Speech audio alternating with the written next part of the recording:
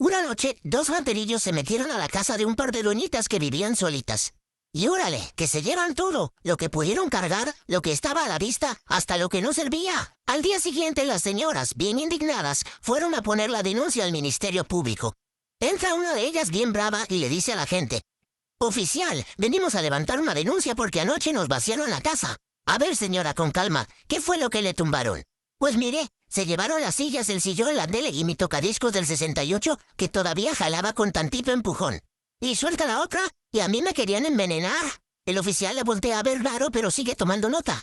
«También se llevaron el refrigerador, la estufa, los trastes, hasta las cacerolas. Y la otra vez, y me querían envenenar». «Doña, ¿cómo que la querían envenenar?». «Sí, yo lo oí clarito. Uno de esos rufianes dijo: a esta vieja hay que echarle un polvito para que se duerma».